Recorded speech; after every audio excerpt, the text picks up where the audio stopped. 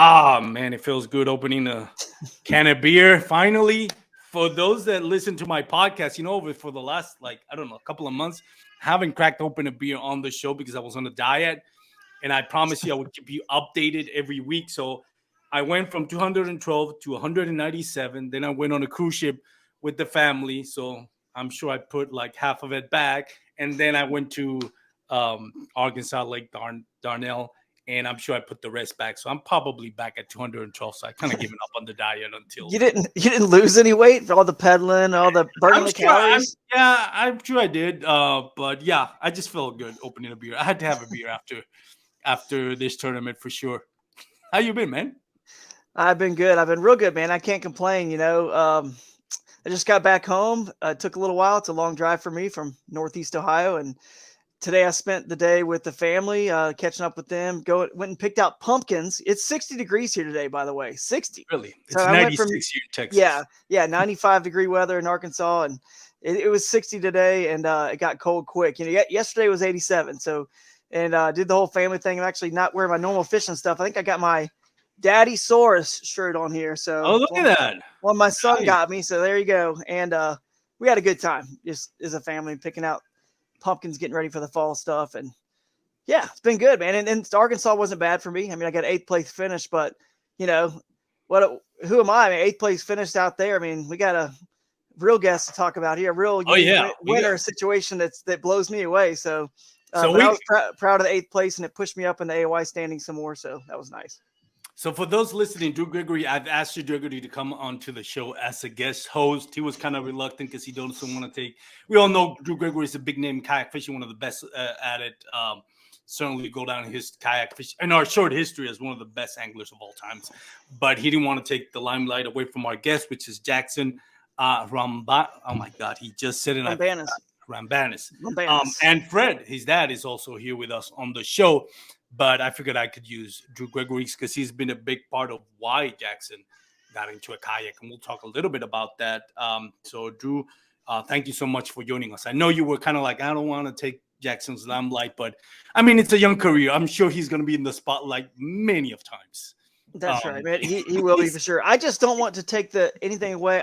What I want Yes. to do is just show people how, first of all, how cool the entire bass fishing community and world is. Yes. And we'll get into the story about how Fred and I met and how just one little conversation or one little piece of networking with somebody can lead to a chain of events that even years down the road, could be 10, 15, 20 years, can change somebody's life for the better. Because I know everyone listening, watching the show, how much has bass fishing changed your life? Like, what kind of trouble would I have been in had I not fallen in love with bass fishing, right? So who wouldn't want to give that gift to somebody else, And obviously Jackson already has that passion. I don't need to light any more fires under him, but we'll tell the story about how I got him into a kayak, and it certainly has lit a new fire to the new segment of the bass fishing sport. So I just didn't want to take anything away, but at the same time, it's cool to note, that I just happened to listen to this little voice in my head. I just feel like it was God's plan, and God kind of speaking to me like, dude, contact this young man about the kayak. And sure enough, he was into it, and we got him one through Crescent. I pulled a few strings so we can get to him in time. And I never thought this would happen. I just thought it'd be really cool because he's a young angler that's, I know going to inspire other young anglers. So that's what we want in the sport, to continue to grow the sport, to get more youth in the sport. So that's the only reason I was doing it. I wasn't even sure he was going to fish the tournament. Anyway, that's kind of what happened. And the rest we can talk to Jackson, and he gets all the credit for, I mean, he did it all, man. He caught the fish and found them. So we'll hear all about it tonight. So there you have it, folks. You have Drew Gregory to blame for a 15-year-old kid taking your money. Nah, just hey, joking. He pushed me down the standings too, bro. Like, we all got pushed. You know what it is? It's funny, and not to take anything away from Jackson, of course, and we'll focus in. But I was one bass short of completing a 2-day limit. My last bass was 11 inches, as most of you know. 12 inches is the limit.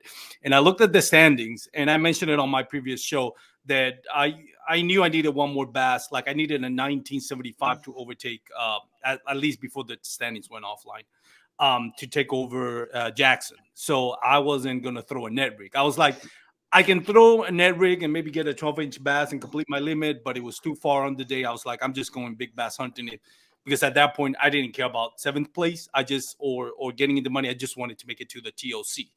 So I was happy with just third place, not necessarily be Jackson, but just third place. So I was big game hunting, right? But then I look at the standings. I'm like, if I would have caught a 12-inch bass, and I would have ended right above the great Drew Gregory, and what a notch on my belt that would have been. I was like, man, that kills me. I Hey, it's would not. have, I would have done anything possible to finish on top of the great Drew Gregory, and I think that's more of a testament to you, Hey, to this respect we have for you. don't be like some of those losers online and blame Jackson for you not catching that last 12 Oh inch fish, no, bro. I'm sure he was fishing on some other Oh area, no, but yeah. but some people out there that just have nothing better to do, it's like it's his fault somehow they didn't catch any more fish. It's like, anyway, it just cracks me up about There's some people. keyboard warriors, and Yeah. I know some people were joking. I mean, some Yeah. people are just making light of the situation Right. on the KBN podcast, not on the KBN page or other pages as well. And some of it might be a little booty hurt, whatever. But we'll talk a little bit about that as well. Yeah. But before we bring in Jackson, if we had him there on the back room for a little bit, congratulations to the top 50. They made it to the Hobie B.O.S. that was released today, depending on when you're listening. But it was released Thursday, the 22nd of September. So congratulations to everybody that made it, everybody that competed and tried to make it. Congratulations, you put yourself out there. You tried. If you didn't make it, no shame in that. It's a tough field. Real quickly, you got number 1, Cody Milton, number 2, Kristen Fisher, 2 of the best. Who event is at Cattle Lake. Who do you think wins the Angler of the Year? Man, the Angler of the Year has never been won by the person that was leading. I think Cody has 292 points. Is that right? Something like that, yeah. All right. So the year I won, I had like 294 point something, and 2 people were ahead of me. It was Russ Snyders and Jody Queen were both ahead, and they didn't get a limit one of the days of the TOC. One was the first day. I think Jody did in the first day, and Russ did in the second day, and I ended up in 7th, and I won. So I came from 3rd to win. Last year, I think Jordan came back from, it was down the field a very, very good bit. I mean, it could have been like 8th, 9th, 10th, 11th, somewhere like way down the list. And so he has 292. Christine's right there behind him. I mean, anybody would be kind of like in the, I don't know, in maybe 15 points could probably win. But I'm going to put my money on Cody, even though the leaders never won it, because he's fished that lake so much. He's done so well there. I know he's going to go, pre-practice before the cutoff. And he's smashes anytime there's cypress trees. We've seen what he's done on Santee Cooper and other lakes with cypress trees and one, I think Millwood before back in the KBF days or something like that. I don't know. But anyway, I'm going to go with Cody. But if I look at the list, I'm sure there's a dark horse I can mention down there as well. But it's hard to beat him. He's a good dude. And he's linked to that lake. We've seen what he does. Even in KBF national champion, I don't think he fished that lake, but he was in that area. Caddo was one of those lakes. And then this year as well, he did great. So if it would have been any other lake, I would have been Christine Fisher to overtake him. But just because it's on Caddo, I think he's gonna be the first time that the winner of the TOC ends up being the Angler of the Year. I just don't see him finishing outside the top 5, honestly, with the history he has on that lake. Yeah, now, I mean, somebody Russ is right there. Russ could do it, man. He's right there in 3rd. I mean, he's really good, man. He's like the angler, one of the guys I don't ever want to go up against Russ. He's so good, man. Yeah, 2 years ago, that was the whole thing. Russ and Cody Milton battling out. Now, more recently, in the last year, Christine Fisher has upper game, and she's coming up as consistently. Now we can definitely say she's right there as one of the best anglers right now. But who can give a run for everybody's money? It's our next guest. Let's bring him over because we've had him on the back room for a little bit here. Mr. Jackson and Fred, how you doing, gentlemen? We're doing great. How are y'all doing? Very good, man. Congratulations, Jackson. You won the Hobie B.O.S. at Lake Darnell, and you also won the Youth Angler of the Year in Arkansas. That was the next day, right? Yeah, well, thank you. Yeah, that was crazy. It's been a week for sure. Definitely. Have you ever had a week like this? Not this great, no. How does this rank all time as far as your accomplishments? it's up there at the top. It's right there. I mean, I it's just truly incredible. Fred, how about you? What do you think about what Jackson was able to do this weekend? I mean, it's mind blowing, to be honest with you. I mean, we all know this would have never happened if it weren't for Drew bringing that kayak, and having Jim Ware, deliver it for him. But I myself, I fish full time, Major League Fishing. I don't want to get into all that, but I was actually at my last tournament of the season trying to make my championship, and so my 100% focus at that time was on that. And I knew, Drew and Jack had been talking. They were talking about getting a kayak and delivered to him. And I wasn't even sure if I was going to be back in time. It was really cool to see Drew before the event and all that, and see this awesome Crescent kayak. And I'm like, this thing is decked out. And Drew's going through all the details. And I mean, it's incredible, the new shoalie he designed. And I'm thinking to myself, okay, so Jack's fishing a tournament this weekend now. Have you ever been in a kayak? Like, I don't understand what's going on here. So for me to sit there as a dad and the protective side is like, dude, you're not going all over this river. I run it on a bass boat. I know what's out there. You can't just, in my mind, I'm like, what in the world is going on? But I failed at making my championship, and he's got a crack at it at a whole new, realm of fishing. The kayak world has been nothing but great to us, but it's so new. And, I'm going to let Jack tell a story. All I could do, because he's not old enough to drive, and I'm also an assistant football coach for my youngest son, is take him to wherever he wants to go, drop him off, and I'll come pick him up at the end of the day. Yeah. That's my Saturday was planned out. Like, he doesn't have the luxury of being able to just, I don't like this area, I'm going to pull up and drive to another spot. He's where we launch him, he's stuck. And I didn't even know where he was planning on fishing. I had no idea where he wanted to fish. He had one day to practice. It was after school on the way of taking my other son to football practice. He had 2 hours. We dropped him down in the bayou at one ramp, and he told me to pick him up at another that I didn't even know existed. So, I believe he just paddled the whole time and learned how to paddle a kayak, because I asked him if he caught any fish, and he said he didn't catch any fish. So, I think his first fish ever might have been on the first day of the tournament out of a kayak. Really? Mm-hmm. Jackson, was this your first time on a kayak, actually, like literally on a kayak, not just fishing, but on a kayak? I've been on a kayak with my buddies, but it's the first time that I've actually, I guess, planned on going on a kayak. Every once in a while I'll go with my buddies, and, we'll just go walk around the creek, and they're like, oh, we brought this little kayak. But it's nothing to compare to the shoalie. Right. I mean, those kayaks were, I guess probably more like canoes, if anything. But, right. Special. Like, but so it was going on, actually being on a fishing kayak. It's the first time I've ever been on one. That's awesome. So Jackson, let's start with day one. What was your plan heading into day one? Not the execution itself, but what were you thinking you wanted to do on day one? On day one, I wanted to get out there and I just wanted to see what it would be like to go get up in some real shallow water. It's the time of the year for frog, and I love going up shallow. I know Drew does too. What do you know about frogs, dude? You don't know anything about frogs. And I'm just thinking, hey, if I go have fun, might as well go see if I can catch a big one on a frog. And that was my goal. I was just gonna go the backwaters all, in the area pretty close to a ramp. I didn't want to get too far out there, but I wanted to stay like within about a mile. And there's so many little holes that you can get into that you can't get a bass boat into in that area.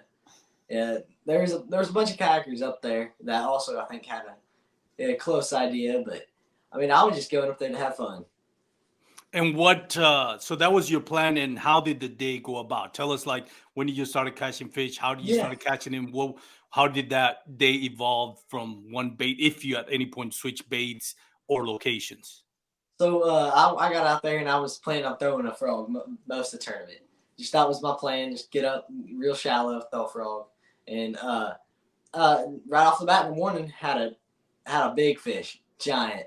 Come up, eat the frog, missed it. It was a complete mess, and I had to get my balance to learn how to set a hook on the frog. And probably should have waited till that next day to actually start throwing. Maybe not mess up a bite like that. But hey, it was still cool. And I fished for maybe about an hour, or I don't know, 30 minutes to an hour with the frog before I had another bite or anything. So then I switched lipless when I saw some fish schooling right by the boat. Threw a topwater and lipless at them. Ended up catching 5 and 5 casts. Wow. And what was the measurements, if you remember, of those first 5 fish? I think they were around 12. I think they were all almost 12 inches, and I think the 5th one was a 17-incher. And then you got up to 83.5 inches, I think, the first day fairly quickly. Yeah. I remember looking at the sounds, like, wow, this kid is already at 83.5, something like that. Then correct me if I'm wrong. How long did it take you to reach that number? It took me, it probably took 3 or 4 hours of fishing to get to 83.5.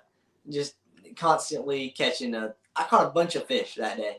And the problem is I'd cull by like a half an inch or a quarter of an inch each time. I'm like, man, I got my biggest bite of the tournament at the very end of the first day. And I'm like, man, if I could have had that earlier, 2 hours earlier, I could have saved 6 fish that didn't need to be caught.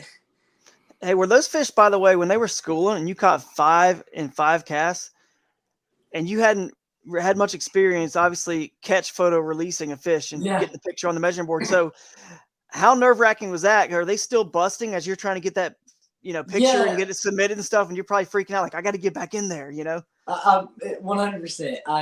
I was freaking out. I think I caught like 7 fish in that school. And I guess the first fish that I caught of the 5 and 5 cast, I went and just swung it in the kayak. And I'm like, oh, man, they're schooling. And I went throwing the boat. And, it was probably – that one actually was probably 2.5 pounds or so, maybe closer to 3. I don't know. It was in that range. And it flopped right out of the boat. And that was something I was like, oh, gosh. Like, that probably just set me back a while. And then they just continued schooling. And I totally forgot that you could take a picture and upload it later. Because I would maybe have another, probably close to 10 minutes to fish on those schooling bass. Because it was a mess. Me getting the camera ready, getting the tail on the board. Just that first picture I sent it wasn't too great. They weren't bad. Like, I didn't get penalties on those. But I was realizing, man, I probably could have got another quarter inch off that, doing this. And I was just trying to, not mess around, but just try to get everything settled down and then get right back out there and try to catch another. Yeah. Dude, we were nervous when we first met on Wednesday. You remember, I tried not to give you too much, got the boat coordinated and got it to you and all that, thanks to Jim again. But then I was like, hey, make sure you shove their face against the board, their nose and mouth and their tails, you can pinch it. I'm trying to think, I don't want to give you too much, but you need to know certain things, and hold it down, get a safety with your hand on it first. Cause even though the shoalie's got that built-in catch board recess, it can still flop out that high, which is why I put my leg on the side. Some people put a net there on that left side where they flop out. But anyway, man, I was nervous for you. I know your whole family was, but that's funny hearing like kind of how it all went down now and that you just kind of figured it out. And thanks to AJ too. Like, you submit stuff, he calls you or he'll text you, do this better or do that. He's the best at it, man. He's right on it trying to help us. So, I'm glad that you had some good instruction there and got it figured out, in enough time to where nothing like hurt you, at the end of the tournament. Yeah. The fact that you didn't get spun out when that 16-incher jumped out of the boat, I would have been. Yeah. It could work even mentally for sure. I was still in such shock to catch a fish on the kayak. I was, I just didn't really think of it much affecting me in the tournament. Right. And then after, I think it was when I got in that first dry spell of fish, and I'm like, I think I had like a 14-incher or something in the box at the time, or on the board, and I'm like, man, that 16 would really help right now. And then I think at the end of the day, I think it might have helped by another maybe half an inch, but it wasn't as big of a. I didn't need it as badly as I thought I did. It didn't cost you first place, so you didn't need it at all. Yeah, right. Right. So. Let me ask you this: how many times, Jackson, have you fished 2 or multiple day tournaments? I fished maybe 4, maybe 5 tournaments. The other than this, all the rest of them have been smaller, like our club championship that we have, or just like we have a big bass tournament we have out here. But I've never fished one that is like just 2-day national level, both days like combined weight, pretty much. Yeah, by yourself. That's cool. Yeah, by myself. Well, it's the first tournament I've ever fished by myself. And that's why I feel like you had you didn't feel the pressure because it's like you've never done any of this before. None of it. Like you're 15, never kayak, never 2-day, never by yourself. I mean, what do I have to lose? Sort of mentality is kind of what I think in a No way expectations it helps. kind of thing. Yeah, it can help. Takes the pressure off. Now, let me ask you this, Jackson, because I know when it comes to boat tournaments, right, if you find a hot spot in your multiple day tournaments and you say, I've caught enough here, I don't need to sore lip him, I can just, motor out of here and, 40 mile per hour and get to my next spot. Kayak, especially on a paddle kayak where it's not as fast as pedal kayak, right? Was there any thought of you saying, okay, I've got 83.5 inches, I'm going to stop for the day, cut it off early? Was there any thought in your mind like, I want to save fish, I don't want to sore lip him, or do you just kept fishing until line's out? I definitely had that thought a couple of times throughout the day, especially they came back schooling again later in the day, not nearly as big of the numbers, and I caught like 2 or 3, and I'm like, man, none of those fish, I mean, they wouldn't help the first day. I'm like, man, I probably need those tomorrow, and I mean, I didn't need them, but they would probably cold the next day. But yeah, I had thoughts the whole time, like, man, I should leave. I should go try another spot.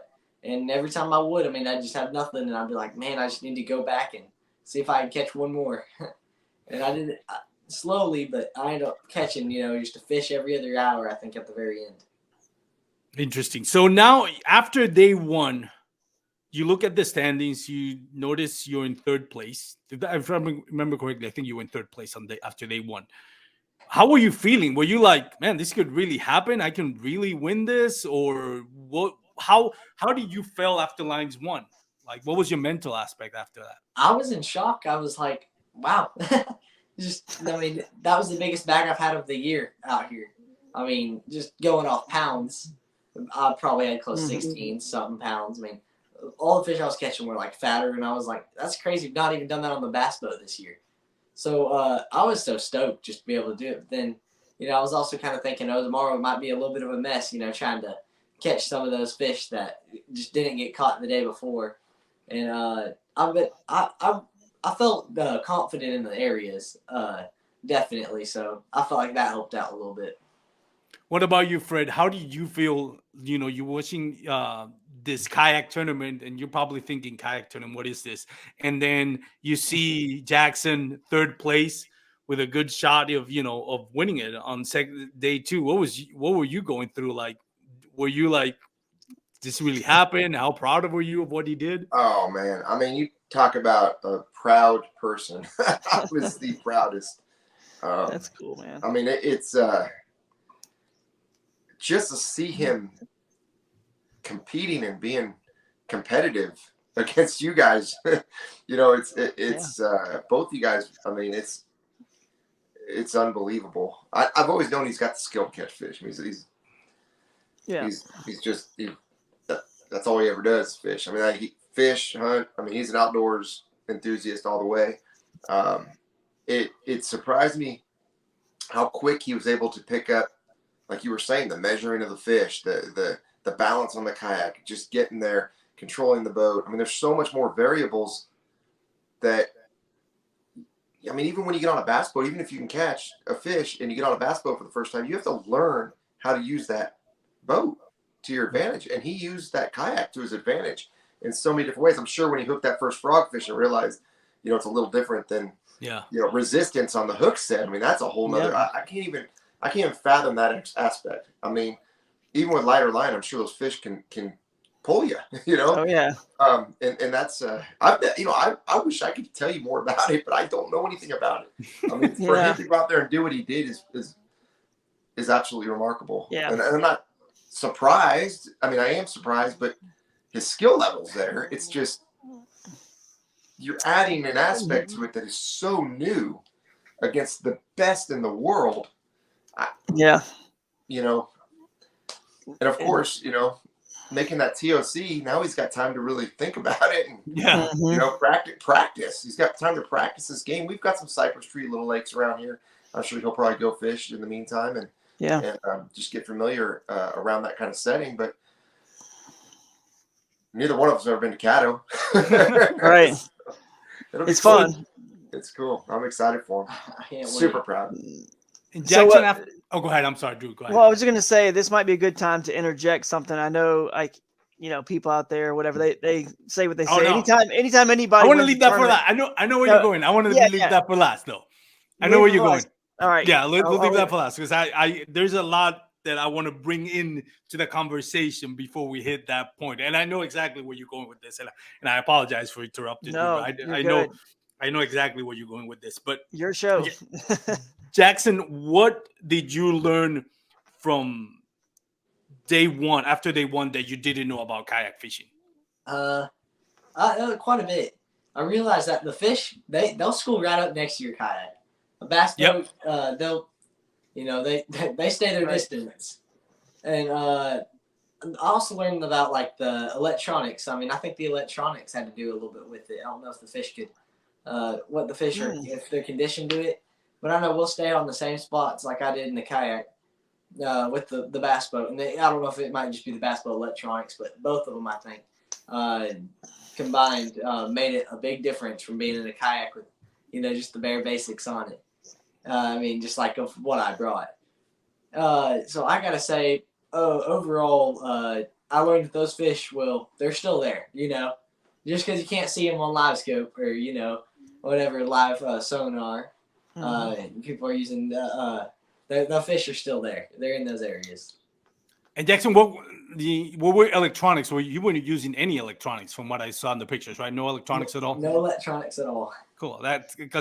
And I'm glad you mentioned that because that's one of the points we're going to hit after we cover day two. So let's start with day two. You found what you wanted on day one. You're sitting high on third place. By the way, I was sitting in second place when I was looking at the standings. Garrett Morgan, who's also from Arkansas, was up there, and Jackson. I'm like some Jackson kid, Roumbanis, and I don't know who that kid is, But I was like more me sitting in second place. I was more concerned about what Garrett's going to do the next day. Well, we go to Fred's house. You invited me over, Fred, and again, Fred, thank you so much for your hospitality. You have a beautiful family. Man cave that I dream of. So, I mean, congratulations. Yeah. You've earned everything. I mean, that's something you've built on. So, first of all, congratulations on building what you've built on. And second of all, thank you for sharing that. It was a beautiful experience with your family. I'm so glad you came out. It's so great to meet you guys. Yeah, it was fun. So cool. So, after that, I meet Jackson finally. Like, oh, this is the kid in third place. And me and Jackson started talking. And at this point, I'm really friendly with Jackson. I'm like, I love this kid. This kid, great personality. I like this kid. And then he tells me he caught 27 bass in day one. And I was like, I don't need to talk to him anymore. My competitive side was like, you did what now? I struggled to catch 5 bass. And even though it was had me in second place, it's like, that's when I knew. When he said that, I was like, oh no, this kid I think is gonna win it. Even as I'm gonna try, I'm not gonna give up. But when he said, yeah, I caught 27 bass day one, I'm like, oh, this kid is on fish. When you look at the math, when you look at the averages, I mean, the kid is catching 30 bass per day, and I'm catching 5 at best per day. Who you think's top 10 is gonna be? So I figured, oh no, forget about Gary Morgan. No disrespect on Gary Morgan, of course. But I think in my mind, oh no, Jackson, this kid is for real though. Like if he's being truthful about this kid is gonna do something on day 2, and we all need to be worried about him. We were thankful it wasn't an MLF format, quite frankly, or a BPT. The BPT format, he would have blown us all away even more. So that's a little side story that was funny. Jackson, now you go into day 2. You third place. You caught 27 bass, I think, on day 1. What was your plan on day 2? I'm trying to repeat the same thing I did the day before. I still tried. I threw a frog a lot more day 2 than I did day 1. I felt like I was able to get a hook set in them better. I think my first fish of the morning was on a frog. But that was my game plan. It was pretty much just do a big repeat of day 1 and just try to see if I can catch a big one in the mix. And how did that work out? Because I noticed you when I caught my first fish, the first thing I looked was at the leaderboard, and I was like, I knew it. This kid it's the first hour, he already has 3 bass, and God knows how many more, at least 3 merciable bass. And that just kind of reassured me the things like, oh no, I need to watch out for this kid because he's already on bass early in the morning. How fast did it take? I mean, how quickly were you able to get a limit, and how much did you have to change to get that limit? Right off the bat, I did the same thing, and I think I missed the same bass biggin on the frog. I just did the full where they propel the frog out of the water and then a big old splash afterwards. And I'm like, man, that that kind of messes up the first little morning bite. Just thinking about losing a big fish like that. But it probably took me 30, 35 minutes to catch that first keeper. It was, I think, a 14-incher on the dot, or right there. And then maybe another 30 minutes go by and I catch 2 more. So it's about an hour and I have 3 fish. And then by an hour and 30, I think I had a limit. I ended up not coming up and schooling like they did the first day, but I could just see a little, there's a little something on the surface, a little shad ball. And I actually caught those fish finesse fishing. They weren't eating lipless in the top water like they did the day before schooling, but they would slow down and just eat a little finesse worm. So I think I caught like 2 bass back-to-back cast, and I was just kidding around. They're like, my dad was out there. They're on a boat way in the back with a bunch of other guys, and they're just taking pictures. No pressure, Jack. No pressure. Man, I felt terrible about and that. I yelled, just kidding. I'm like, this isn't the fun way. I go, I'm going to catch him doing this, but this isn't the fun way to catch him, because I was trying to catch him on a frog so badly, get a blow up for a picture. I threw finesse out there and ended up catching like a 2 and then probably 3.5 back-to-back, or my biggest bass of the day, back-to-back cast. And I'm like, yeah, well, I mean, it is a fun way to catch him. But yeah, now it is. now it is. Now they're in the boat on the catch board. It's real fun. Yeah. And I think, probably about an hour and a half in, 8 o'clock or so, I think that's when I ended up having my limit. Yeah, I noticed that on the board. And then after, I think you when you caught your first limit, it was like 160, and then you kept upgrading. I don't know how many fish it took to upgrade, but you ended up with 163, if I'm not mistaken. I have to look at the standings. I was just looking at them earlier today. 163 was your total, right? I think it was just like, right around there, 163. I think it was 165 inches is what I tied with. 165. That's correct. You're right. I apologize. 165. But when the board went off, you had 163, I think. Yeah, and the board went off. When the board went off, And that, I ended up catching, I think, just a couple more keepers. Ended up catching one that was a mess to put on the board because it was a dirt. I had the front lips more than the back lip. It was really hard because I was like, man, if that bass wasn't deformed in the front, that would have easily been another, probably close to an inch or half an inch that I would have got off it. And then I had another one which, just quick thinking, had the camera boat on me, and I think I caught 3 fish back to back, like just super, super quick. And in one of the pictures of my biggest fish I caught in that little flurry, the tail popped up or something, and then the other picture I got of it, the mouth was cracked open. And I was just doing it such in a hurry. I got camera boat on me, it's just all the stress, And it was awesome to be able to catch them on camera. That's just something that, I don't know, it takes a lot of time, for me to kind of zone them out. I'm like, I know they're there, but I'm going to try to act like I don't know it. And that threw a big setback, having the penalty fish. And I had that penalty fish until the very end of the tournament. Last couple minutes. How did you handle, because I know, like Fred, you said that would have my head spinning around, knowing that you have the talent to catch him, but one mental mistake could cost you the tournament. How hard was it to put it in the back of erase it from your mind and keep going? Was it hard at all? It was very hard. And the other thing is, it's like 100 degrees out there. I'm sweating. I'm dying out there, and I'm sitting up there on the kayak going left and right the whole time. And I was so done by not done, but I was exhausted by like 1:30. And I'm like, man, I know I'm probably 1 fish out of this right now. So I just kept to it and kept fishing, fished the same area. I didn't feel too comfortable leaving that area because I was like, man, I know what I've seen live there from the 2 big frog bites. I might as well just stick around, and it's the only thing I really have going for me. So I ended up staying there for about 2 hours at the end of the day. And how many times did you look at the leaderboard on day 2? Did you ever look at the leaderboard to see where you at? I looked at it a lot. Day 1, didn't really look at it. I mean, looked at it, I guess 3 or 4 times, probably day 1. And that's why I was so shocked to see myself in 3rd. But day 2, something about me, whenever I lost that fish, I'm like, oh gosh, that fish moved me down because I got a penalty on it. Oh gosh, watch me get down by half an inch or whatever, be a half an inch or a quarter inch under. No, and that could have been the one to do it. But so you did feel the pressure, just a little bit. I definitely felt the pressure. On day 2, I bet. And then they're out there in a boat just watching me, and that was insanely hard. I'm like, oh my gosh, why are they here? Thinking I can't focus because I looked. Dad, you're embarrassing me. You got my uncle over there jumping off the back of the boat. It was hot. It was still. We were far away. They were far away. We were far away. Yeah. My cousin jumps in. I'm like, what are you doing? But cooling off. I'm like, funny. Man, I wish I could do that right now. I know. So you're feeling the pressure like a score tracker pressure that your dad feels. So now you have a little bit of a understanding of what he goes through, because that's not easy, I know. But tell me this. I mean, you're 15. I can hardly remember what it was like being 15, but I know I had much more energy now than I ever, than I had now. So let me ask you this. Did you feel any different after 2 days on the kayak compared to 2 days on the bass boat, or not so much because you kind of just stayed in one little spot? Because I'm paddling my butt off around Dardanelle and all the backwaters, creeks moving, picking up in my Tacoma, moving 3-4 times a day.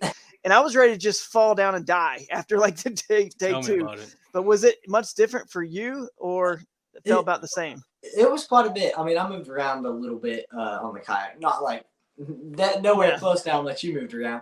But I'd move around. I'm like, man, I can't just start the key and go and go idle the next spot. I'm like, that's gonna take me 10 minutes to get there, and then if I don't have a bite in 30 minutes, I'm coming straight back. And just all that timing is what I was really down to in the tournament. Just timing on a spot, when, where. And I was like, man, I only have an hour to go check this, because, there might be fish that move up around this time. And, I mean, if it didn't work out, then I'm like, man, I should have definitely went down there. Right.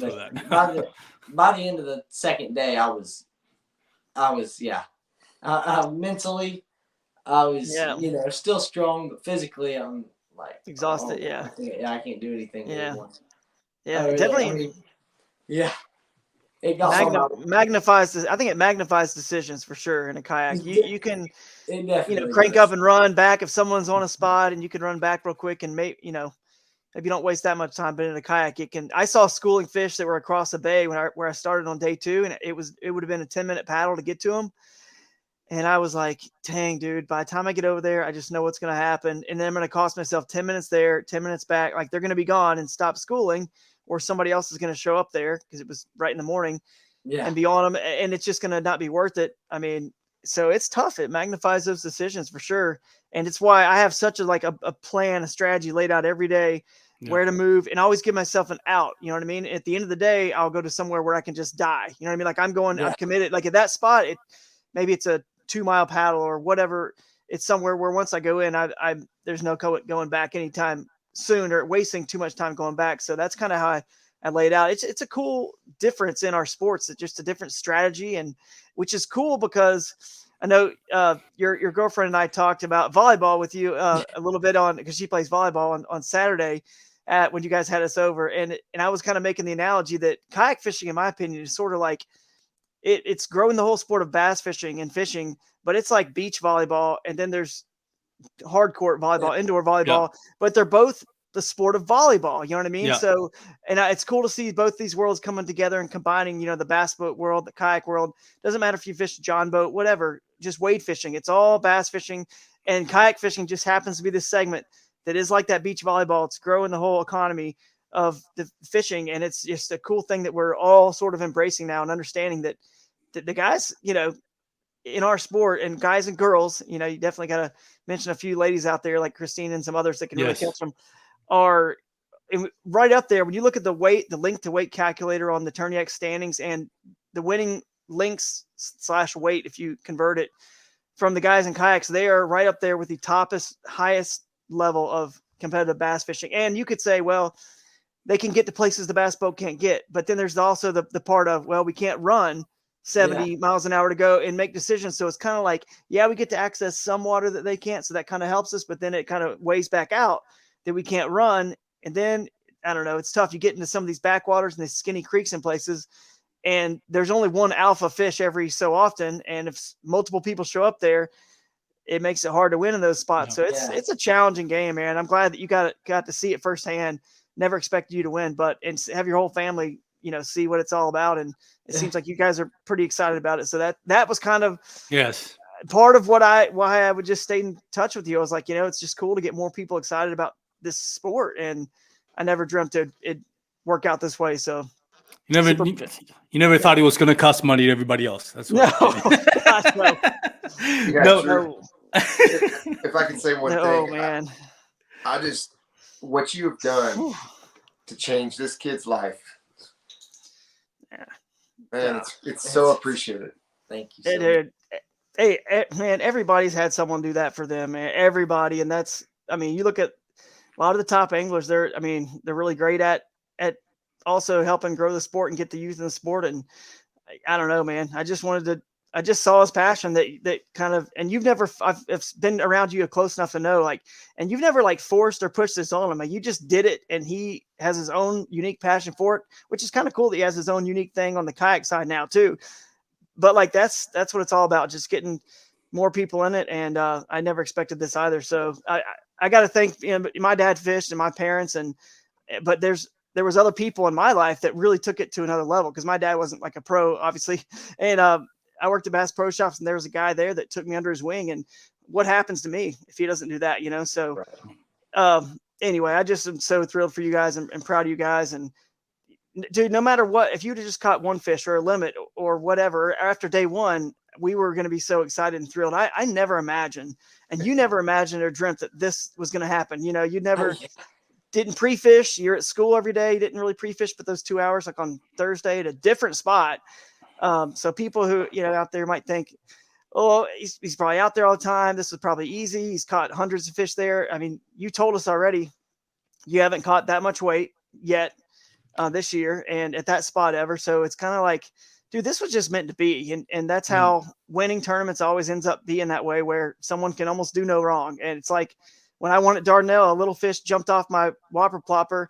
And when it re-landed, he got off, and I'm skiing him in, and it landed back by a root ball, and a 21 1/4 ate it. And that got me big fish, which broke the tiebreaker for me. When I won there, it was by tiebreaker. And it also gave me enough inches to win. So, hey, man, it was just meant to be. And, I just was listening to that little still small voice and just sent you a message. That's about all I did, man. Pick up a phone and make a couple of calls. So glad it worked out.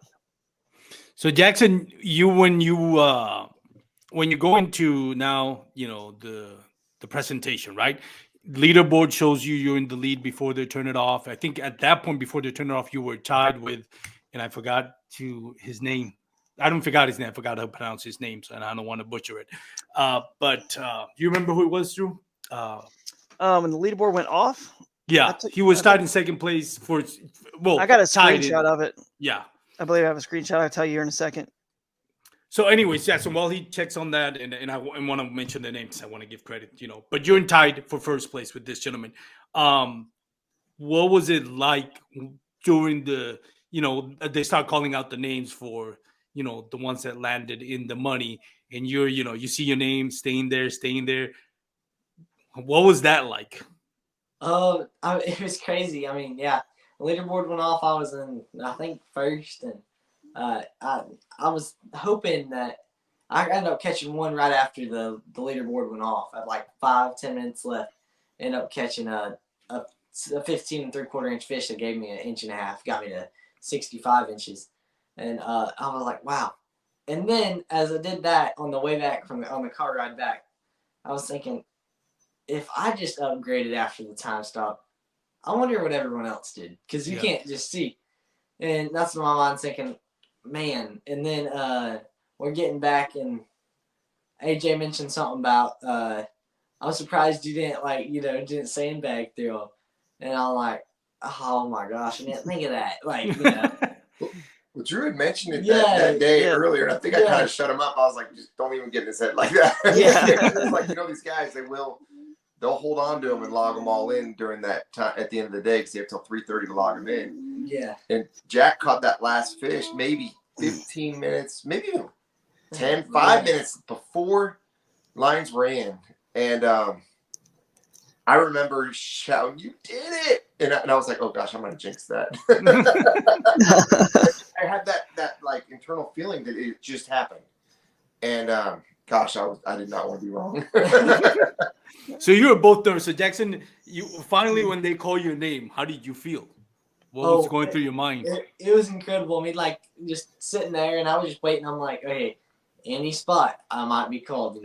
I mean, I knew I was getting paid, but I didn't know what spot I'd be in. Of course, hoping first, but I wouldn't have been as happy, but I'd have been happy anywhere up there. I mean, I caught a bass on a kayak, and then let alone get a check on my first ever kayak tournament. So I'm waiting, like everyone they call, they caught like 15th or 14th up, and they called like 10th and to 5th or 6th, and I'm like, my name hasn't been called. I get in the top 5, and then they called my name up there for the top 5. I was so stoked, just getting top 5. And at that time, I wasn't even thinking about making the Tournament of Champions. I was just thinking, wow, I made it to the top 5 in my first ever event. And then they start calling the names off. And whenever they got to 3, my face lit up. Like, I was like... You're in the TOC. I just punched the ticket to my first ever, championship for a big tournament. And now I'm going on, and I'm going to and then they called 3rd, and I'm like, I got top 2. And when they called both of our names up there and told us about the tiebreaker or the tie, and just going through it, they're like, okay, both these guys, both had 165 inches, and they both caught 18-inch fish, and but only one angler caught a fish over 18 inches, and my dad mentioned this in one thing earlier, and I was thinking, oh, they mean 19-inch plus.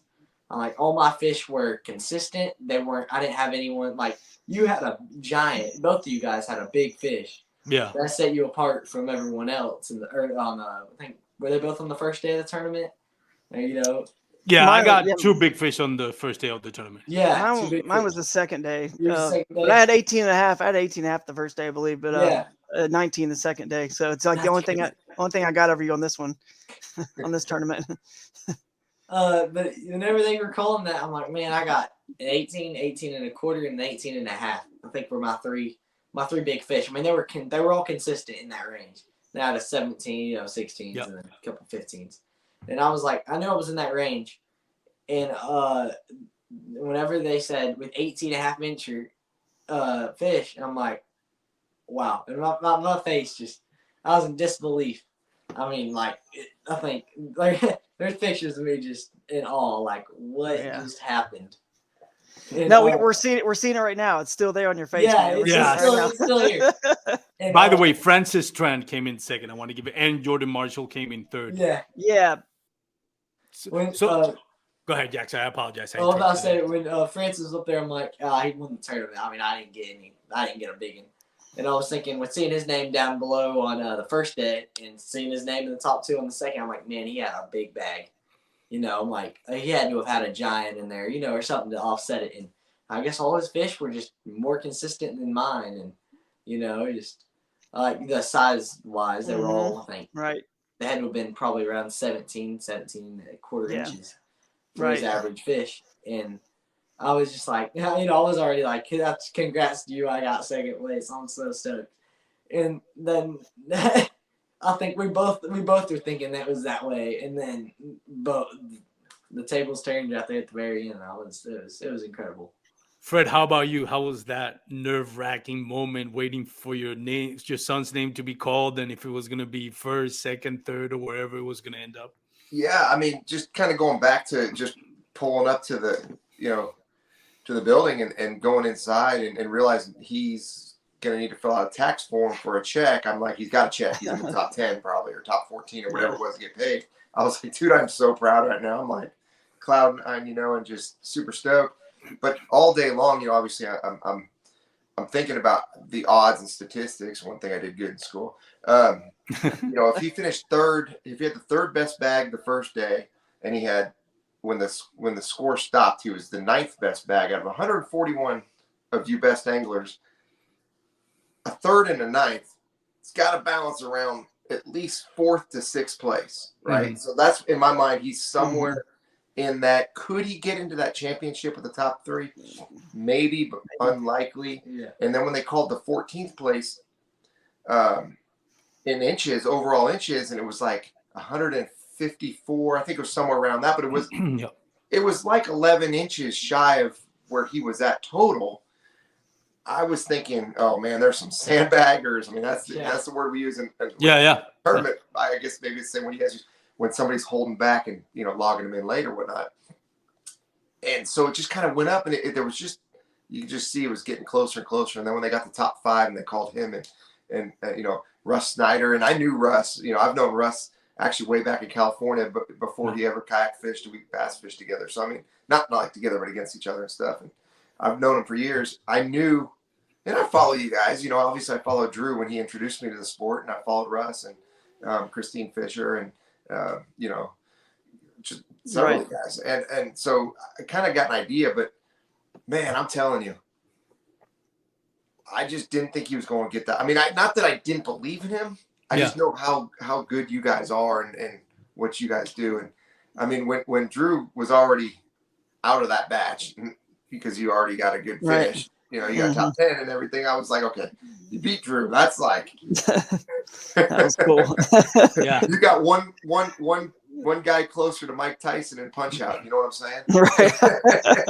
And it was a stacked field. I really didn't know the other guys just because I'm not familiar. I know they're all sticks. I could tell the confidence they all had, and so I was, we were all sweating.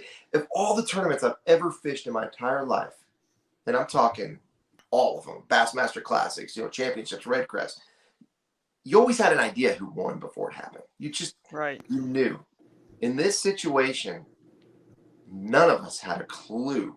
I mean, I was completely in the dark, and tears just flowed out of my eyes. Yeah, that was cool, man. I can't even explain it, dude. So I've got that GoPro footage. I'm gonna get it to you guys, and y'all can share it if you want. But when I filmed the results, and then I turned the camera, and you guys hug, and it was the most pure moment, and that's when that's when my heart sunk. When I see them welling up with like tears, your mom and your dad and your grandmother, she's in the background of my GoPro photo, just mouth wide open, so excited. Everybody, that was when it hit me as a dad too, with a son as well, and a daughter. But I was like, oh my goodness, dude. Like I can't even, I don't even like, it's just the weirdest feeling. You can't explain it. It felt better than winning Dardanelle on my own.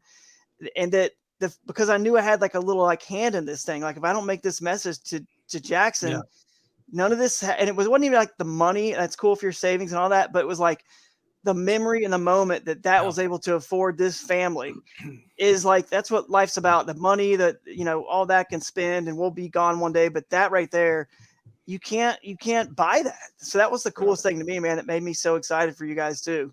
So it's really awesome. I got the results, by the way. Like you said, Garrett had 89 on day 1. And he fell, I think he had like 71 on day 2. It's hard to duplicate especially on that body of water.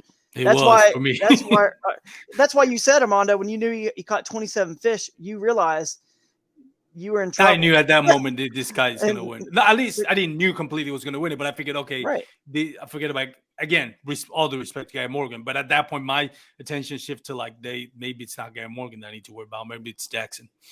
Yeah, and so Garrett ended up, and he's a great tournament, great year, by the way, by Garrett. Garrett had an amazing year.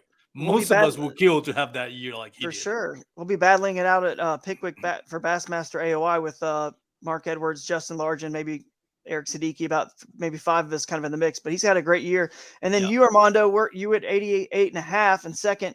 And then we all know what already happened to you the next day. It's hard to even get 5 a day. You know, like if you look at any major bass fishing circuit, even the pro bass boat world, getting 5 a day on the 5 fish limit format is critical. And even all the top pros, you know, don't do that. It's not like it's not easy. So, but anyway, you had a great finish as well. But that's what happened to you, that where Jackson was able to jump over you. Brandon Prince actually took out the same place Brandon did at the end of the day when I went to the spot where I said I kind of died into my day there. He only had like 75 on day 2 or 78 maybe. So he had 83.5 on day 1 and 78. So that's how he was already below you. You know what I mean? On day 1, that's how he fell below you. And he still had a great finish too. And then Troy Inky, I don't know if he even ended up getting 4. I don't remember him. I could be wrong, but I don't remember him. But anyway, you get the idea. And then Russ was in 6th with 82.5. And Francis Tran was right below him at 82.25. But Russ, I think, had 78 as well. So it somewhere like that. So it just wasn't quite enough. And Francis Francis had 82.25 and 82.75. So he, like you were saying with his fish, were consistent all, you know, tournament. Yeah. His 2 links he was the most consistent on the links as well. And he was in 7th place on day 1. And if you took day 2 on its own, just by itself, he was in 5th place for day 2. So he was like a 5th so that got him up there. So that's kind of how it all shook out, man. And in hindsight, it was crazy. So going back to, so now that, you know, after everything's done, I wanted to touch, and Drew, I'll let you touch on it, because remember, I'll tell you, we'll leave it till the end. So go ahead. If you remember, I'll let you lead with this. Sure. I mean, all I was going to say is just that we hear the story, and I was with the family all week and kind of knew what was going on. Even when I gave him the kayak, it was like, hey, I guess I'll fish this tournament. I guess he might as well, right? I didn't, you know, I knew he wasn't going to have any really pre-fishing. He didn't know where he was going to go. There was nothing. Like, his dad had just gotten back from, you know, Mille Lacs Lake on the BPT tour, hadn't been on Dardanelle in quite a while. So like all these things, I was like, this, you know, he's got some knowledge. But if you take the bass boat world, I don't want to pick on one person, but I kind of have to here. Just like in recent memory, look at Justin Atkins on the Elite Series last year. Home Lake, Pickwick Lake, I'm going to smash. And he has too many spots in his head, right? And he's an incredible angler, so you know, it's no problem picking on him because he's like one of the best. And he finished like 88th or 86th or something, basically the bottom like 10% on his home lake with pre-fishing time in the exact same boat he's going to use during the event. Jackson had no pre-fishing. I mean, imagine giving Justin Atkins a kayak and saying no pre-fishing and you're fishing in a kayak now. That's kind of what we did over here with Jackson. He got in a kayak at, you know, last minute, first time in it, no pre-fishing. I mean, it's not like people out there just want to just in their fairyland world just think it's so easy if you just have the waypoints and you know this, dude. It's not easy even for the best pros who have pre-fishing in the exact same boats they're going to fish out of. Cliff Prince on the Palaca, you know, when they launched out of Palaca on the St. John's, he's had some pretty bad off tournaments too. He doesn't just win. And other people had Dardanelle as their home lake. You know what I mean? That in this tournament, it's not like it's just Jackson. He went out there, he caught the fish. It's hard on any level, even the pros. So all the credit is due. It was just his time. It just was his time and his honestly, talent. His talent.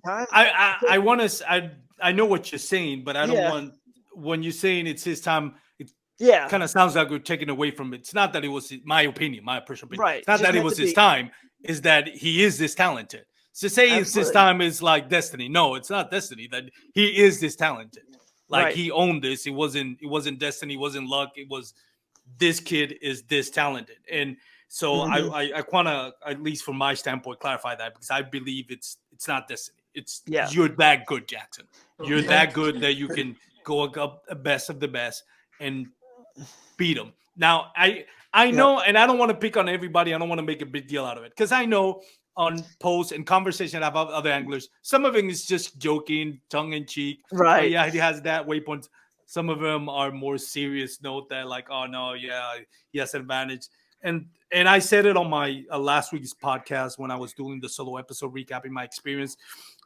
Jackson has nothing to apologize for. To say that he is in a privileged situation, being the son of the great Fred, that is his home lake. Yes, we're not going to gloss over that. Yes, it is. But at the same time, Jackson is his first time on the kayak. He didn't have waypoints because he didn't. Guess what? He didn't have electronics. And he found And those waypoints. And he didn't have a pedal kayak. So anybody that seriously, I'm not talking about the jokes and all that. That's fine. That's just tongue in cheek. But for those that seriously are going to put a question or an asterisk on Jackson's win, shame on you. Because if you were there and you had a pedal kayak, you had electronics, and you had time to pre-fish, then I'm sorry, Jackson beats you on pure talent. That's just, I don't care if your booty hurt. Jackson beat all of us in pure talent. So that it is what it is. I don't think anybody should take it away from him. And I'll defend that as much as I can on my podcast. And again, I know some people are just joking. No, but you know, unfortunately, it just, there will always be those people, and if that's what makes them feel better to say things like that, I'm sorry. Yeah, the kid whoops me almost every time I take him on a boat. So, I mean, he's very good, and you should, if he had electronics, it would have been a totally different deal because he would have absolutely smoked them. So, and you're going to put some on your kayak, I'm sure. Now that you've got it and you have time, I'm sure you're gonna add them on there, get that Garmin on there, and we just gave him $8,000 for him to up his game. So watch out. Now let me ask you this, Jackson, and I did mention, on all fairness, I did mention this on my podcast, last week's episode.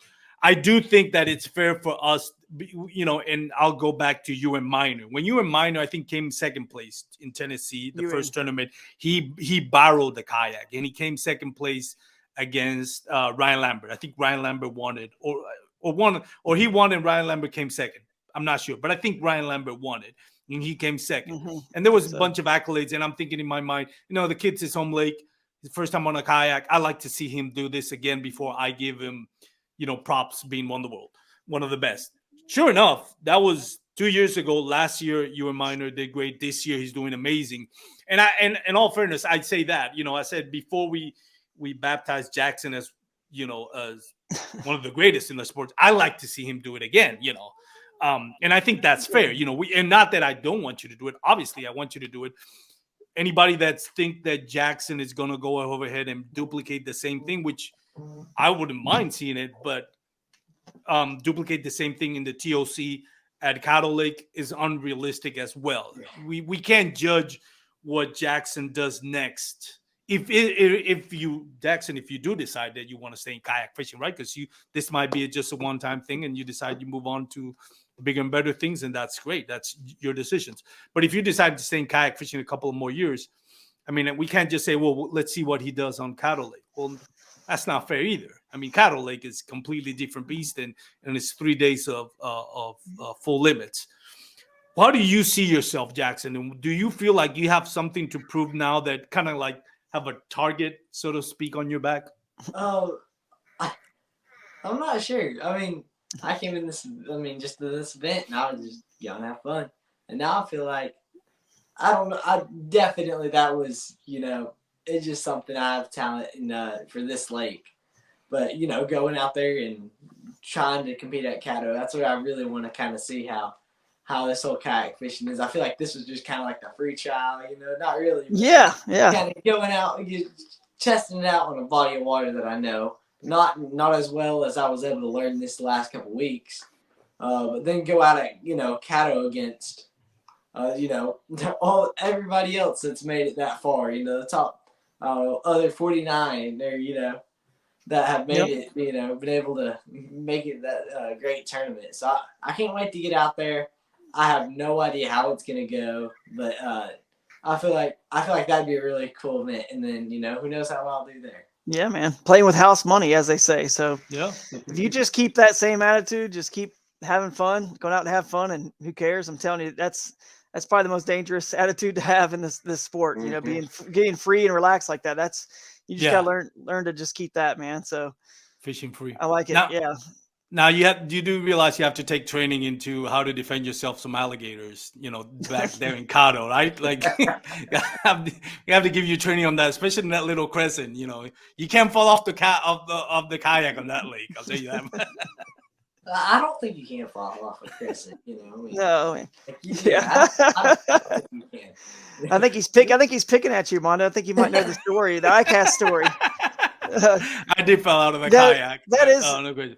Yeah, that is funny, man. How in kayak fishing, that's one of the things. Like, oh my God, if you fall off a kayak, then it must, it must not be me. It's got to be like the kayak or whatever. Which it's just everyone has a different balance point. A kayak has, different kayaks are designed for different things. Some are super narrow and fast, so they're maybe not as stable. Some are super wide for standing, and it's like they're all just different. And it takes a while, like riding a bike, to figure out to get your right balance for that particular tool for that job. And even earlier you said something about oh, you didn't have a pedal kayak, and it's kind of like funny because I almost chuckle. I'm like, to me, a lot of the places I go and the things I do, that's a negative, the pedal. But for other people, for what they're trying to do and go far, it's a positive. So it just depends on how you fish, your style. Bass boat world, you got your 10 boats, your aluminums. They're made to do a few things a little bit different. Maybe get you some places different. In the kayak world, we've got this cool mix of boats that do all different things. So that's one of the coolest things about our sport, is that you can own multiple. You don't have to fish out of the same one all year. You can own 2 or 3 that are kind of specialty for certain things. And then when it's time to use that tool, just like you picked up that drop shot, that worm, it's time to use it. And it can help you just make that little bit of difference that could possibly be the difference. Yeah. So Jackson, let me ask you this: do you see yourself doing this next year, like more of no more national trail, not just Arkansas? Yeah, I'll definitely try to fish more of these next year. I mean, it's hard not to at this point. He's gonna get his license. He's gonna get a driver's license. Watch out! He's gonna be all over the country. Fred, how do you feel about this now that you may have to drive for 6 months, may have to drive 10 months up and down the country? I mean, we'll do anything for our kids and all, but yeah, I mean, we just gotta look at the schedule. We gotta look at my schedule. I mean, we've been talking about certain options for next year. I see him fishing a lot more kayak tournaments in the future. I know he really hasn't thought about it. He's 15. He's been going to school, homework, everything else going on in his life. But I think he's dreaming big right now, and that's what we want to see. And just like you said, Drew, I mean, when you fish free, just happy, and you're fishing because you love to fish, you're not fishing because you're competing, you're going to flat out catch them. Bobby Lane, just won Red Crest this year. He gave me the best piece of advice anyone's ever given me in fishing. And I was at the gas station, and I was frustrated. It wasn't taking my credit card. And he just walked up to me, he goes, Fred, it's right before takeoff, like before we launch our boats and stuff. And he goes, and I'm at the gas pump, and he goes, Fred, an angry man catches no fish, and walks away. And I just looked at him, and I'm like, holy smokes. I'm coming across angry, mad, and it's so true. Like when that fish jumped out of his boat first thing, didn't even get the opportunity to measure it, I would have been so dang angry. It would have been hard to flip my mindset. For him, he's just having fun. He's not worried about competing against you guys. He just wants to get one measured in and see his name somewhere on that list at the end of the day. That's cool. Try to keep that because I know once it gets serious, I lost my second fish on day one, and I was like, oh my God, I was praying so hard that I would catch him again. Eventually I did, but having the youth, the energy, and the freedom of not having to worry about other stuff. Somebody told me, says, I recently retired from my job, and I was talking to Brian Chilla, the CEO, as we call it, of Paddle and Fin. He told me, dude, now that you retire, you can focus on fishing. It's gonna change so much because you don't have to worry about bills and all that, and have to go to work. And it's true. And Jackson, I mean, take advantage of that. I mean, and we will again, this your future, your decisions. Always, with your support of your dad. But we would love to see you, in the kayak fishing industry for years to come. Just like we've watched you and Minor dominate over the last year. It's great for the sport. It makes us all better anglers. Try and go out there and not let this 15-year-old kid take our money. It makes us better. Gives us hungry for more, and puts pressure on us to get excited about this sport. So we are more than happy to have you come up to the kayak fishing community. And Armando, don't worry, he'll be 16 after May of next year. Yeah, May. In 4 years, I can say I was beaten by an adult. There we go. There we go. That's sure. good advice. Hey, I got to ask you this, because we had a call with the marketing director, Justin, at Crescent earlier, and he wanted me to ask you this. He forgot to ask you. So your dad, he's coined the phrase boom, boom, and he's got the frog, that's kind of what he goes by. I mean, as you keep going on to this week, I can see on your Instagram profile, that's your future aspiration is certainly to fish for a living.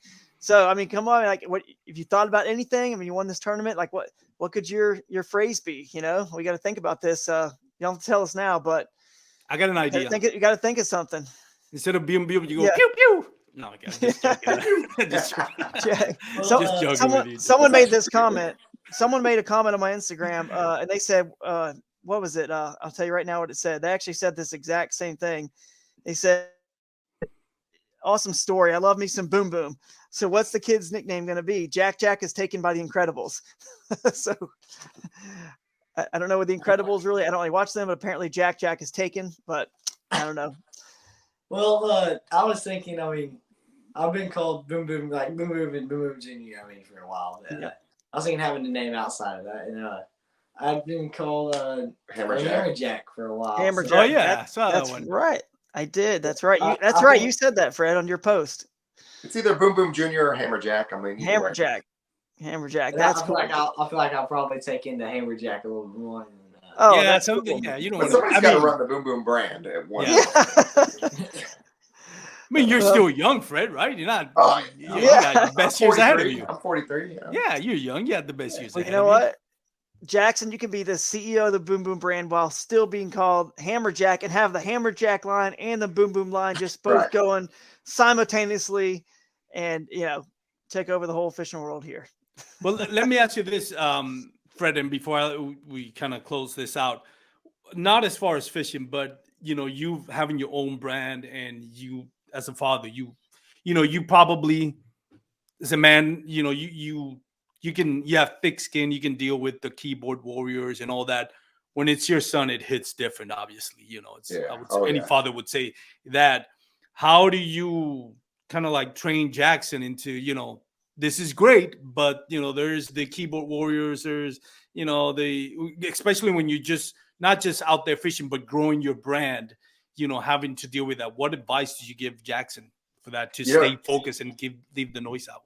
It's funny that you say that because I was thinking about that, and I get it a lot, and it actually helps because Jack will see them as well, and I'm always thinking, man, I got a kid that wants to do what I'm doing, and you're gonna, poke fun at me or whatever you're doing, and we just laugh at it. We think it's so funny because we enjoy our lives. We're doing what we want to do, and in the end of the day, who are they?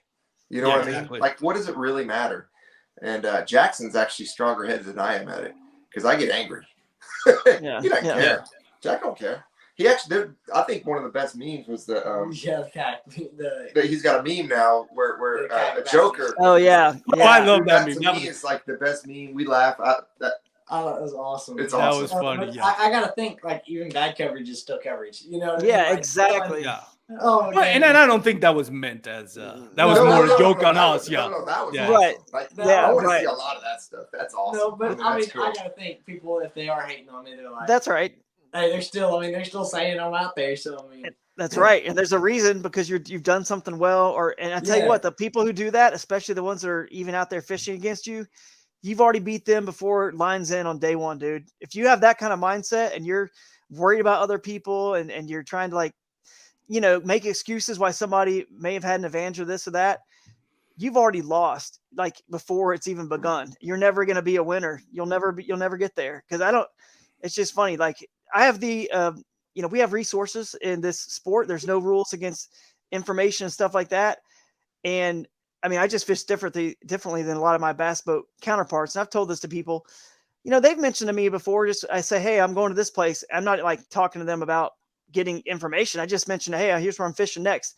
And somebody will say, oh, you should go try this or that. I'm like, all right, cool, man. Thanks. And then I go and I do it my way. I never even take into account anything because I just enjoy finding the fish on my own.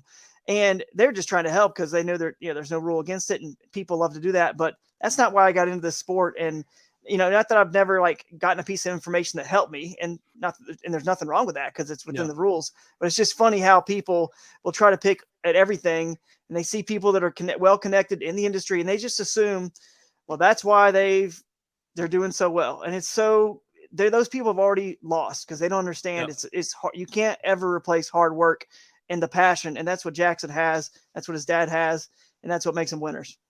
And I think him watching my career, he knows I don't receive information. He knows that the reason I'm still on the top level of the sport that I fish is because I go out there, I work hard, and he sees that, and I do my own thing. And I try, in my mind, to believe that what I'm doing is different than everybody else, because in the end, that seems like what wins tournaments. So people that think information is something that I don't see that being a factor at all. No.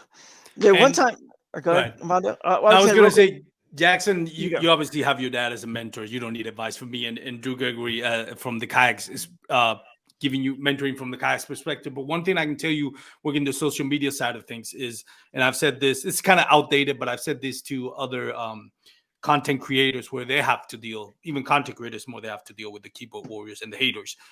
Nobody hates the Cleveland Browns, but back when this was popular, but everybody hates the New England Patriots. What's the difference? Cleveland Browns can't win anything. And I always say this, I apologize to everybody that's from Cleveland listening to the podcast. That's just what it is. But everybody hates the New England Patriots because they win it. Well, back then when they had somebody, they would win everything. So when you get haters, when you get people trying to put you down, that means you're the New England Patriots kind of thing. You're in that territory. You're doing things that people are envious, and that means you're having success, and not that you're happy for their own happiness, but you're happy for yourself that you have both success, and don't let that ever bring you down. Drew, go ahead. Yeah, well, that's a great point, man. It really is. The only thing I was just gonna say is I got one time after one of our tournaments this year, I did a Z-Man shoot. Okay, they came by and they wanted to do a shoot, and we got some intel from one of the guys that fished the tournament on, go here, because I didn't do that great at, not good enough at Santee this year. And they said, well, go here. This is what you do. This is where they're at. This is how you're going to catch them. And it's just funny that even when someone tells you the information, because I've never really gotten anything like that before and used it in a tournament. So this is the first chance to go take what someone has told me. And, it was Ryan Lambert, myself, and a couple of the marketing guys for Z-Man following us, and go and try to catch somebody else's fish where they told us where they were and what was happening. And we didn't catch jack squat out there and doing what they said, where they said it's not never happens that way. It's not that easy, dude. Even when someone tells you, here's where you go, here's what you do, it doesn't always work. Every day is different. Like you said to me out there in Arkansas, Fred, Dardanelle fishes differently every day, and fisheries do that. It's not even, so even if you have that information, it's not like, it's just funny. People just want to, feel better about themselves, or they just, like you said, butt hurt or whatever. So keep doing what you're doing, young king. Keep doing what you're doing. Yeah, buddy. Yeah, Hammerjack. That's what Hammerjack. There we go. Hammerjack. We're coining that right now. You've heard of Jack Hammer? No, this is Hammerjack. So Jackson, Fred, we've had you for an hour and 10 minutes. By the way, Jackson, do you have anything to add? We Drew and your dad have been talking and kind of leaving you there behind for the last 15 minutes. Go ahead. You wanted to chime in on anything we said? Yeah, I was just gonna say on information and stuff like that. I feel like it almost spins me out. Someone gives me information, kind of like, well, they know about that spot, so why would I go and fish what they know? Like, you know what I mean? Right. I'll go fish where no one knows about and just find something new by myself. It's like, oh, now I'm fishing retreads, or I'm fishing a pattern. Right. But if they know it, who knows how many other people know it, and just because they told you. And now it's like, if you find something on your own, a ton of people might know it, but at least you don't feel that, I guess, that stress or whatever. You're all confident. Oh, I just found this out. I know how I can duplicate this at different spots. Yeah, that's true. I feel like that's why information. I don't know if I'll end up. Maybe here and there, but not like. I don't think I'll ever use the information to my advantage like some anglers do. Yeah, and you're a better angler when you find your own fish too. You know what I mean? Yeah. That's the thing, because if you it's kind of like that phrase: if you give a man a fish, he eats for a day. If you teach a man to fish, eats for a lifetime, or whatever it is. If you keep learning and finding your own fish, you'll be successful in this sport for a lifetime. And and it's much more rewarding too. So that's awesome, man. It's like math. If somebody gives you the answer and you never know, or algebra, you never know how to, put together the problem, then all you do is memorizing, but you're not learning. Right. So that's a great point. Jackson, Fred, we've had you for over an hour and 20 minutes, and I apologize for that. I want to give you a few more minutes for you if you want to, plug in any of your sponsors, anybody that has helped you, Jackson and Fred, in your kayak fishing career, and where can people follow you? I mean, I gotta give a big shout out to Drew. I mean, he's on here. Drew, I mean, you've done enough of that. He gets too many accolades, Jackson. Don't worry about that. Okay, go ahead. Go ahead. It, dude. I gotta say, I mean, without him, none of this would be possible. I mean, I'd still probably be, I'd be in school, and last weekend would have just been, there was a kayak tournament out here. Maybe I'll hop in it next time they have a kayak tournament. Francis Tran would have won, and you would have you would have been like, you wouldn't be a household name. That looked fun, yeah. And then I'd be like, I'll just wait till the next club tournament. I go fish out here, and now I'm like, just wow, did that. Now I'm thinking next year I have all these new opportunities I can go fish just because I've I got kicked into it. Not really kicked into it, but it was kind of got the kayak right then and there. Might as well try it out. Just. I guess not really thinking, I don't know, just you have all the events going around. I'll just hop in it next year. I mean, that's like my one chance to actually see if I like it or not.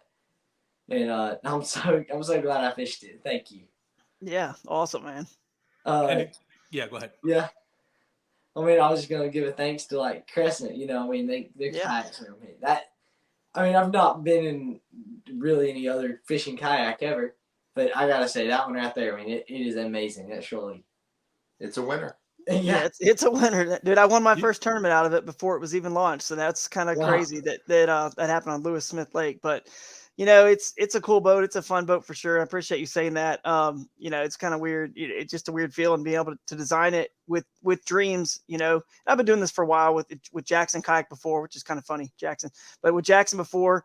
And it's just kind of a cool thing, man, when you get to design something with dreams that people are going to have amazing memories in them that'll change their lives, and it was pretty soon with you for sure. So, but I mean, it's a cool kayak, but I'll be the first to admit it's not the kayak that won this tournament. You just paddled a short distance. You could have pedaled, you could have paddled, you could have been in a $500 whatever, as cool as the Crescents are, but in the future, you're going to do some stuff with that boat that really will show off where it differentiates from other boats for what it's a tool for, you know what I mean? So I'm excited to see you do that kind of stuff, man. Maybe you guys even get a few more Crescents in the future. So we'll see. And where can people follow you, Jackson? My Instagram, just my name, Jackson Roumbanis. And I mean, that's, I guess, pretty much the only social media. I have Facebook. It's also Jackson Roumbanis, but I'm not really active on there. Yeah. Anybody else? Did you have any other sponsors that want to cut you off on that you want to say? Just shout out anybody else. Not really. I mean, Blue Water. I mean, the sunglass design. Yeah. It's hard, and you're looking out there, staring in the sun all day. I mean, those are really nice. I mean, for sure. The paddle you gave me from Bending Branch. Oh yeah. I mean, everything you helped me out with. Still a twist, the life jacket. I mean, right. All those things. The catch board. I mean, just. Yeah. Everything that I used this week, I gotta thank because I mean it was all needed.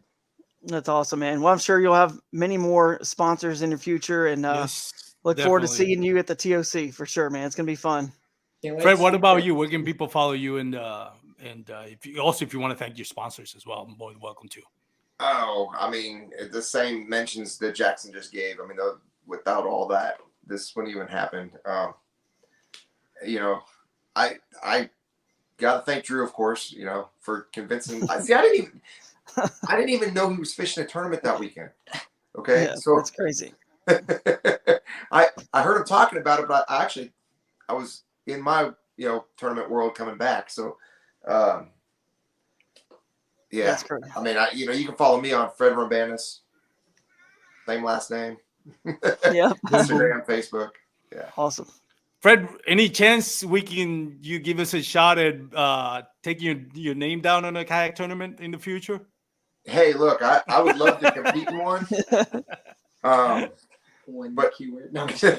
One to see how I do. but I can tell you, I'm going to need a lot of practice before. I'm not going to be able to just pull it off in 2 hours of practice. I'm going to have to get out there, maybe Learn it a I'll little drag bit. his out in the pond and just paddle around for a while. See if I can stand up. Yeah. Who knows?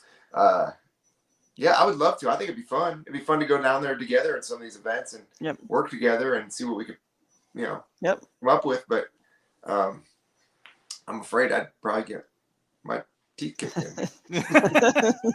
Well, no shame in that. We all did that this weekend. So, but again, Jackson, Fred, thank you so much, Jackson.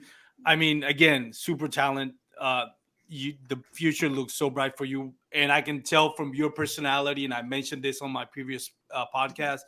I think the best thing to mention about you, and Fred, I'm sure you agree, it's not your fishing talent, but your personality, and your character. I talked to you for a couple of hours, and I can see you wise beyond your ears. Your personality is much more older than a 15-year-old, and you have nothing but success coming your way as long as you want it. Work hard for it. You can tell if you have that mental fortitude to whatever you want to do, you're going to be successful. Hopefully, it's in kayak fishing and help us grow our sport. Well, thank you so much. Thank you for this amazing opportunity. I'm glad we got on here tonight. Yeah. And Fred, awesome, congratulations again. I know as a father, you've done a great job, an amazing job. I'm sure you're proud, and your wife as well. So thank you so much. Yeah, she's great. Thank you guys so much. Well, we'll leave you. And again, thank you so much for your time. I know I took an hour and 35 minutes from your life, so I do appreciate it. For those out there fishing, if you're listening, please wear your PFD when you're on the water kayak fishing. If you're going to have a couple of beers, I know the name of the podcast is Bass, Kayak, and Beers, but I'm not encouraging you to drink while you're fishing. Just be responsible if you are going to have a few beers while you're on the water. And again, wear your PFDs. Make sure you make it home back to your loved ones. Have a great day, everyone. Peace out.